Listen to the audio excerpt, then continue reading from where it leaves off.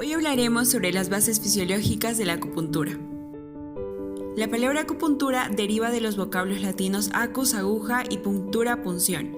Se trata de una modalidad de la medicina tradicional china ampliamente utilizada en el tratamiento de diversos malestares de salud. Consiste en un procedimiento médico basado en la inserción de agujas en enclaves anatómicos precisos del cuerpo, además del empleo de técnicas relacionadas como la estimulación eléctrica, que incluye electroacupuntura, radiación láser y calor. Sus mecanismos involucran la activación de sistemas endógenos de los organismos que controlan la homeostasis. Tales mecanismos de acción se han investigado desde hace más de 60 años, dilucidando las complejas acciones de la acupuntura sobre las funciones biológicas orgánicas y las modificaciones que éste ejerce sobre los mecanismos fisiopatológicos, sobre todo a nivel del sistema nervioso como potente neuromodulador. La modulación del dolor se debe a una conexión recíproca entre la médula espinal, tronco cerebral, tálamo y corteza cerebral. La estimulación dolorosa causará activación cortical y mediante resonancia magnética funcional se puede demostrar que participan tres grandes áreas corticales del cuerpo calloso. 1. La corteza posterior se interesa por la parte cognitiva del dolor, amplificando el foco de atención. 2. La corteza medial por la percepción del componente emocional del dolor. Y 3. La corteza frontal por la modulación y el control del dolor.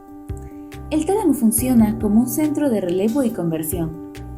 La activación de estas estructuras por los estímulos dolorosos lleva a considerar que el procesamiento de la señal de dolor es sobre todo un mecanismo central. La acupuntura funciona con la liberación de endorfinas. Cuando se introduce una aguja de acupuntura, se produce una microlesión en la piel, en los tejidos subcutáneos e incluso en el músculo.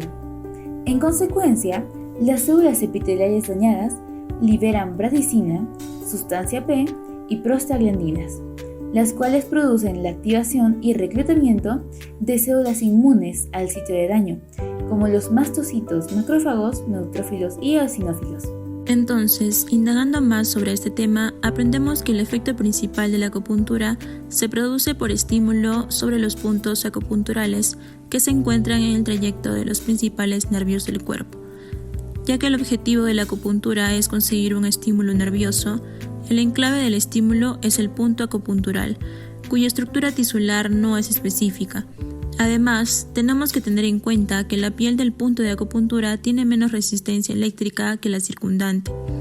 Refiriéndonos al sistema cardiovascular, la estimulación de los acupuntos localizados sobre el nervio cubital provoca un incremento en el flujo sanguíneo cortical gracias a la activación de las fibras A delta en el nervio.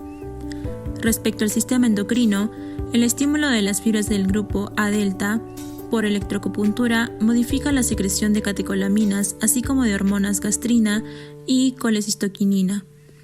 En la actualidad, está demostrado que la estimulación mecánica inducida por la aguja provoca una deformación del citoesqueleto de los tejidos sometidos a la punción, que da lugar a la contracción y migración celular, liberación autocrina de factores de crecimiento, de sustancias vasoactivas, transcripción de genes y liberación de enzimas, cuyos efectos y acciones se expanden por transducción a los tejidos afectados. La punción de estos puntos rompe el círculo vicioso de la crisis energética, por lo que relaja el tejido muscular, favorece la microcirculación y la oxigenación tisular, además alivia el dolor. Se cree que esto es debido a la regulación del ciclo de intercambio iónico de potasio y sodio celulares, con el restablecimiento del equilibrio del calcio entre el citoplasma y el sarcolema. Algunos estudios han demostrado que tanto la acupuntura manual como la electroacupuntura producen la liberación del factor de crecimiento epidermal y el de crecimiento angiogénico, además que después de introducir la aguja en la piel se incrementa el riego sanguíneo y la temperatura a nivel local.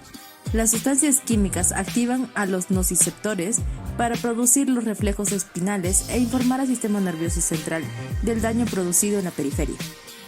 Las células inmunes también liberan sustancia P e histamina, las cuales incrementan la permeabilidad vascular y favorecen el reclutamiento de elementos celulares como los neutrófilos. Las células inmunes liberan factores de crecimiento y sustancias que participan en la remodelación de los tejidos dañados. Esos cambios son la base del fenómeno de atrapamiento que se genera entre la aguja y el tejido conectivo.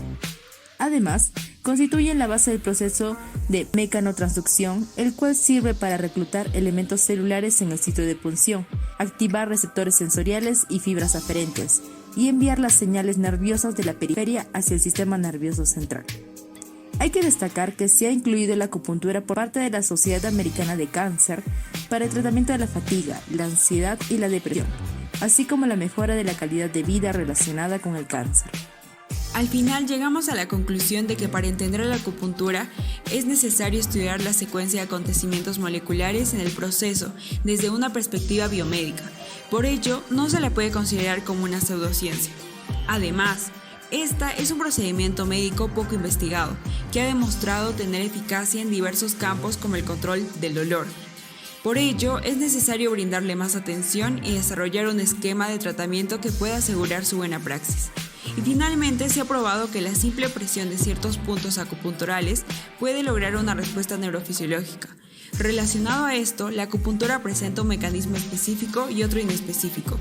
El primero se relaciona con las vías nerviosas, estimulación de fibras y liberación de neurotransmisores. En cambio, la segunda se justifica en las expectativas de alivio del dolor del paciente.